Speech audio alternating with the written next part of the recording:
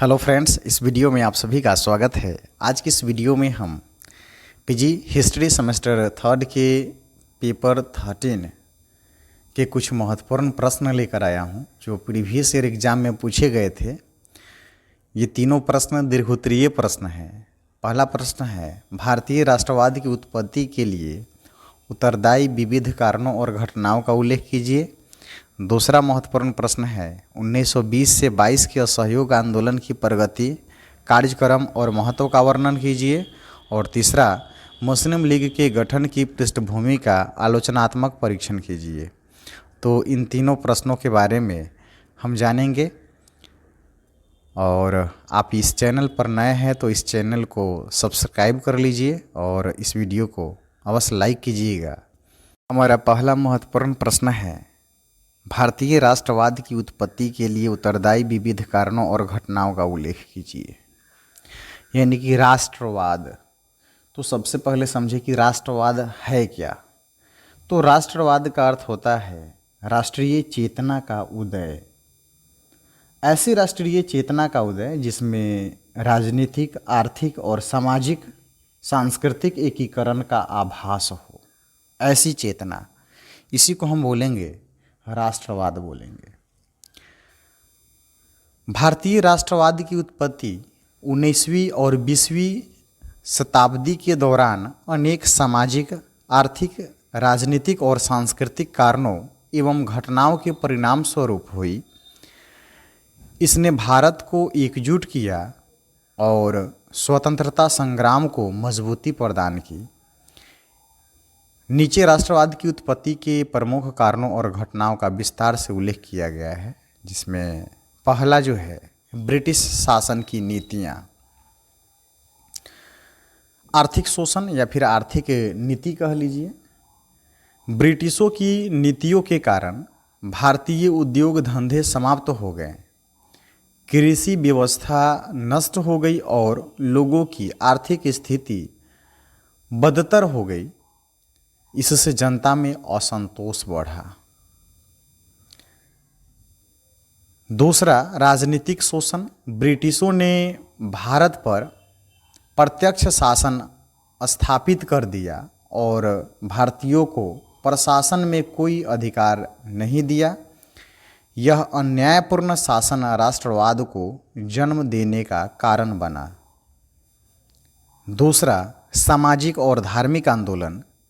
राजा राम मोहन राय, स्वामी विवेकानंद, ईश्वर चंद्र विद्यासागर, दयानंद सरस्वती आदि समाज सुधारकों ने भारतीय समाज में जागरूकता फैलाने का कार्य किया। उन्होंने जातिवाद, बाल विवाह, सती प्रथा जैसी कुरीतियों के खिलाफ आंदोलन चलाए और महिलाओं की शिक्षा पर जोर दिया। इन आंदोलनों से भारतीयों में आत्मसम्मान और राष्ट्रीय चेतना का विकास हुआ। तीसरा, आधुनिक शिक्षा और अंग्रेजी भाषा। अंग्रेजों द्वारा शुरू की गई आधुनिक शिक्षा प्रणाली ने भारतीयों को एक नया सोच और वैज्ञानिक दृष्टिकोण दिया। अंग्रेजी भाषा के माध्यम से भारत के विभिन्न भागों के लोग आपस में जुड़ने लगे और एक राष्ट्रीय चेतना उत्पन्न हुई। चौथा, संचार के साधनों का विकास। रेलवे, टेलीग्राम, डाक व्यवस्था, ये सब जो है डलहौजी के समय होती है। अगर आप चाहते हैं कि इसको विस्तार से हम बताएं तो उसके लिए आप कमेंट करके बताइएगा। इसको और ज़्यादा विस्तार से बताएंगे, कौन कौन सी घटनाएं हुई, कौन कौन से एक्ट पारित हुए थे जिनका लोगों ने विरोध किया। तो रेलवे, टेलीग्राम, डाक व्यवस्था और सड़कों के विकास से भारत के विभिन्न हिस्सों एक दूसरे से जुड़ गए। इससे राष्ट्र के विभिन्न भागों में रहने वाले लोगों के बीच संपर्क बढ़ा और एकता की भावना पनपी। प्रेस और पत्र पत्रिकाएं। राष्ट्रवादी विचारों को फैलाने में प्रेस की भूमिका अत्यंत महत्वपूर्ण रही। केसरी, जिनके संपादक बाल गंगाधर तिलक थे, मराठा भी था। अमृत बाजार की पत्रिका और द हिंदू, यंग इंडिया जो गांधी जी लिखे थे, आदि पत्र पत्रिकाओं ने लोगों को जागरूक किया। इसके अलावा इस घटना में अगर कहे तो 1878 के वर्नाक्यूलर प्रेस एक्ट के द्वारा जो है देसी भाषाओं में छपने वाले पत्र पत्रिकाओं को प्रतिबंधित कर दिया गया था। तो ये भी एक कारण बना था, वो सब एक्ट अलग है।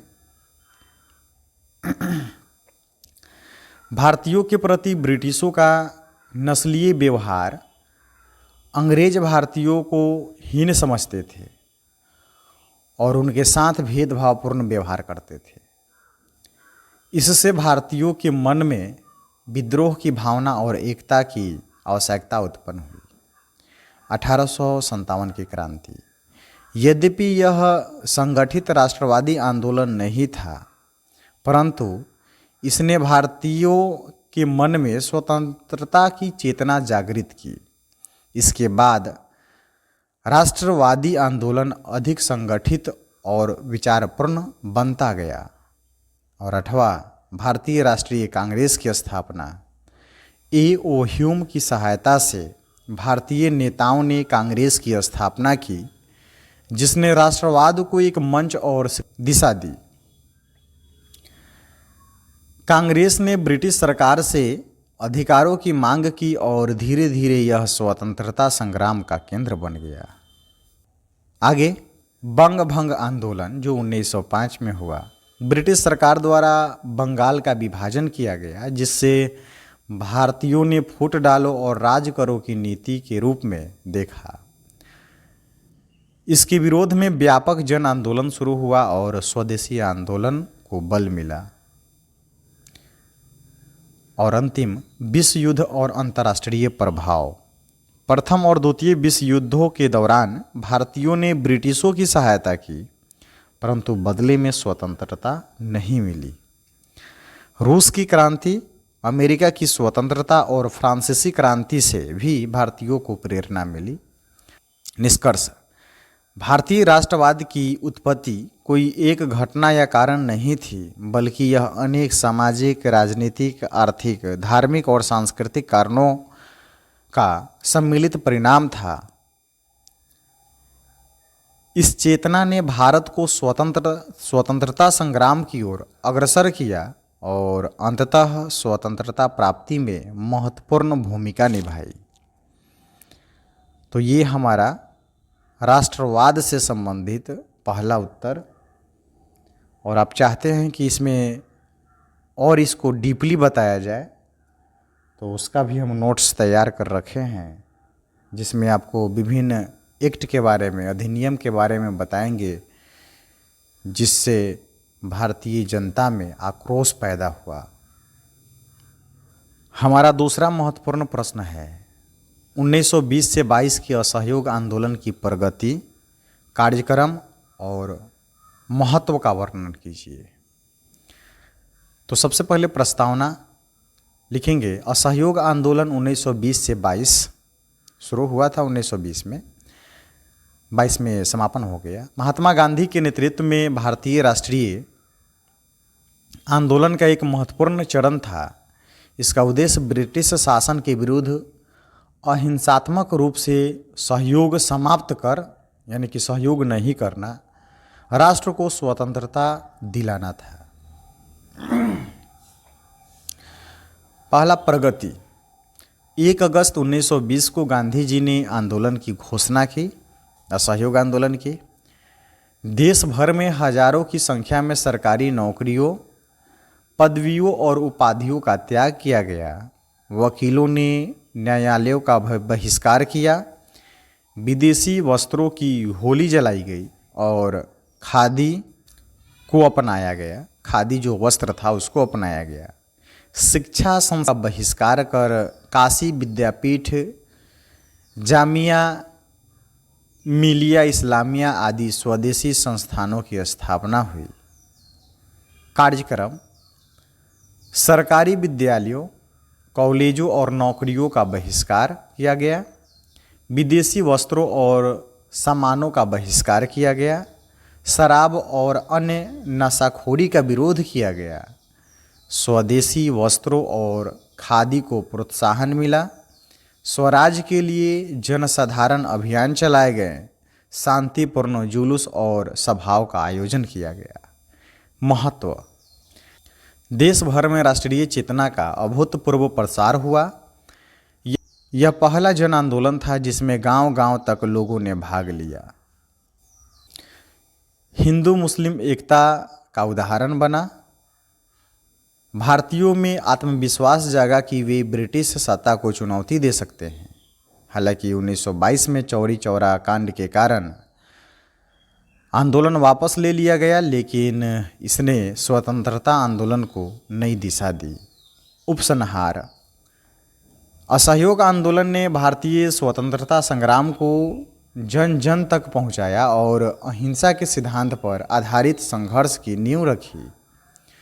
यह आंदोलन भविष्य के आंदोलनों जैसे सविनय अवज्ञा आंदोलन की प्रेरणा बना।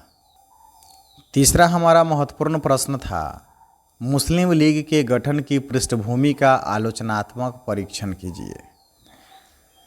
तो इसका आलोचनात्मक परीक्षण देखते हैं। ऐतिहासिक पृष्ठभूमि: 1857 के विद्रोह के बाद अंग्रेजों ने मुसलमानों को विद्रोह का मुख्य दोषी ठहराया, जिससे मुस्लिम समाज शिक्षा, राजनीति और प्रशासन से दूर हो गया। सर सैयद अहमद खान जैसे समाज सुधारकों ने मुस्लिम समाज को आधुनिक शिक्षा की ओर उन्मुख करने का प्रयास किया। भारतीय राष्ट्रीय कांग्रेस की स्थापना 1885 में जो हुई थी के बाद मुसलमानों में यह आशंका उत्पन्न हुई कि यह संगठन हिंदुओं के वर्चस्व वाला है और उनके हितों की अनदेखी कर सकता है। दूसरा, मुस्लिम समुदाय की राजनीतिक आकांक्षाएं। मुस्लिम समुदाय ने अपनी धार्मिक और सांस्कृतिक पहचान को बनाए रखने के लिए अलग राजनीतिक प्रतिनिधित्व की मांग की। बंगाल विभाजन के समर्थन में मुस्लिमों का झुकाव अंग्रेजों की ओर बढ़ा।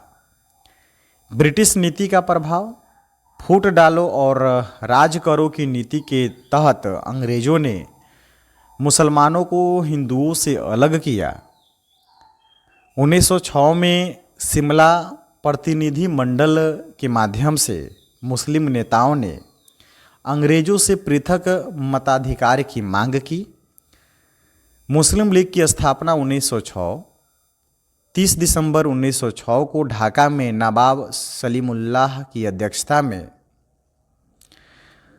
ऑल इंडिया मुस्लिम लीग की स्थापना हुई।